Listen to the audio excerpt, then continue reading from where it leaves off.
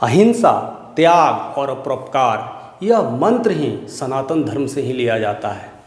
अक्सर सनातन धर्म का कई सारे कहते हैं ना प्रक्षेप मिलता है, लेकिन ये जो अहिंसा, त्याग, मोक्ष, ये सारे मंत्र सनातन धर्म से ही आते हैं, जिसका अर्थ ही होता है सत्य जोड़ तत्व, जिसका शुरुआत न कहते न आदि है न अंत है, जो शाश्वत सत्य है वही सनातन है।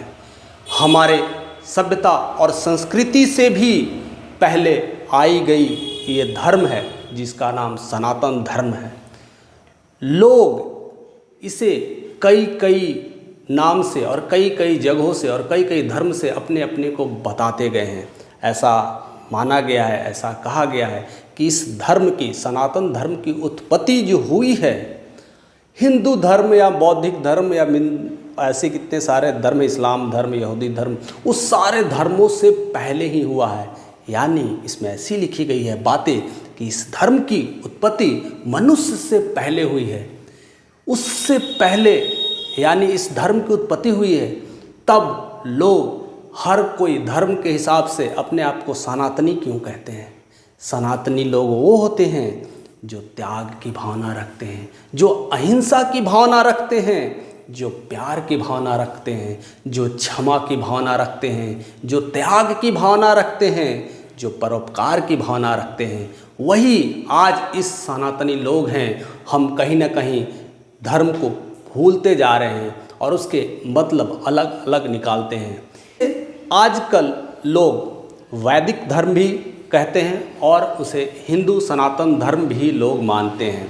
ऐसा कहा जाता है कि वैदिक धर्म होने का सबसे पहले तात्पर्य था कि जितने लोग पहले आए वो सिंधु घाटी सभ्यता के आसपास आए थे, और सिंधु घाटी सभ्यता के पास रहने वाले ज़्यादातर लोग सिंधी होते थे, और वही बाद में कन्वर्ट होकर के हिंदू हुए, जिन्होंने इस तरह का कर्म को अपनाया, मोक्ष को समझा, ध्यान को समझा, त्याग को समझा और इस नियम को अपनाने लगा, यानी सनातन का गुण आने लगा। इसलिए बौद्धिक धर्म को और हिंदू धर्म को भी सनातन धर्म माना जाता है।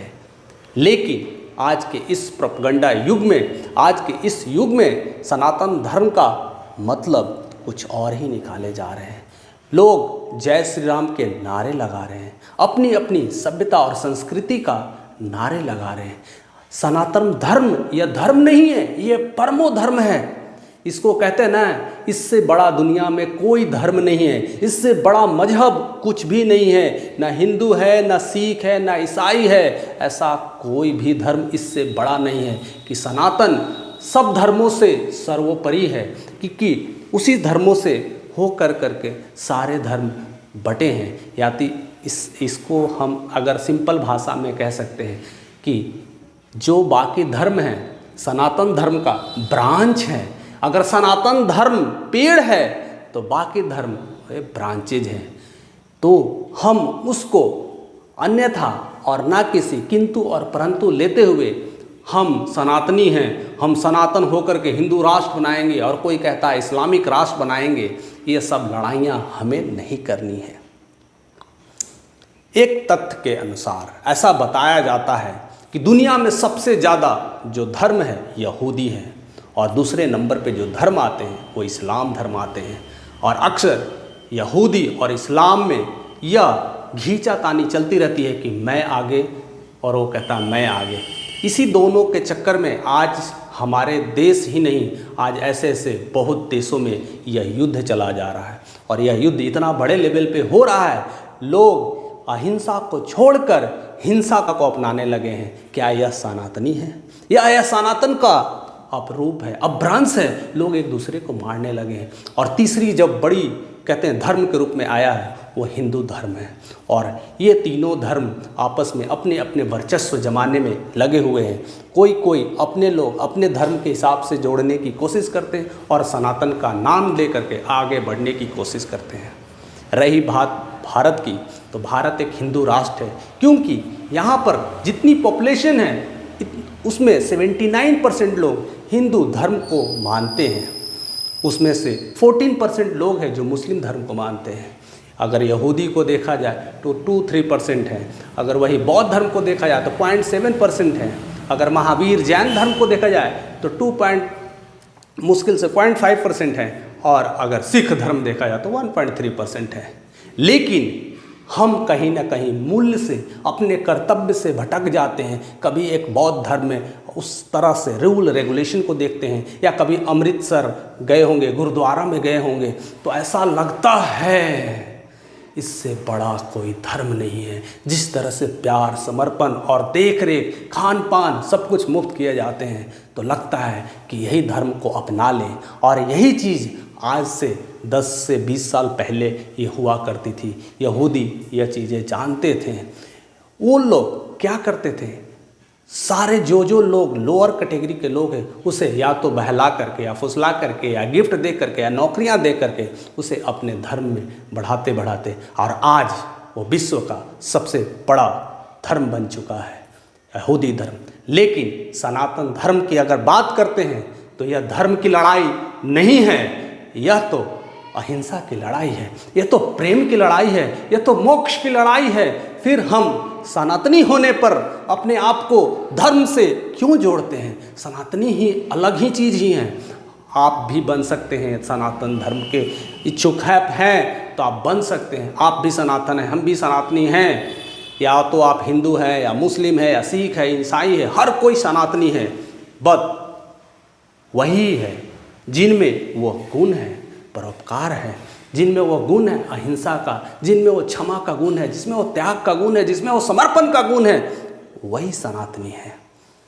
दूसरी बात आता है कि इसकी शुरुआत कब हुई। कई लोग ऐसा माना जाता है कि सनातनी धर्म इसने लिखा किसने? मेरे दोस्त, ऐसी कोई स्क्रिप्टेड लाइन नहीं है। कई लोग मानते हैं कि वेद व्यास ने ही सनातन धर्म को लिखा है, लेकिन ऐसी बात नहीं है, ऐसी प्रोपगंडा है। यह धर्म की चीज़ ही नहीं है जिसे हम धर्म के रूप में जोड़ रहे हैं, और इस सनातन धर्म को लेकर के अपने आप में एक अलग भावना प्रकट कर रहे हैं और लड़ाइयाँ लड़ रहे हैं। ये तो है ही नहीं, ये तो किसी ने लिखा ही नहीं, ये तो परमानंद है, यह तो शून्य है, यह तो ईश्वर है, ये तो खुदा है, यही परमात्मा है। अगर कहा जाए तो ईश्वर का कोई रूप नहीं है, कोई मूर्ति नहीं है, कोई विषय नहीं है। हमने अपने समझ के हिसाब से अपने संस्कृति को चलाने के लिए, अपने लोगों को बैलेंस करने के लिए ऐसे ऐसे धर्म को एक साथ अलग अलग बना करके चलाने की कोशिश किए हैं। यह सनातनी नहीं है।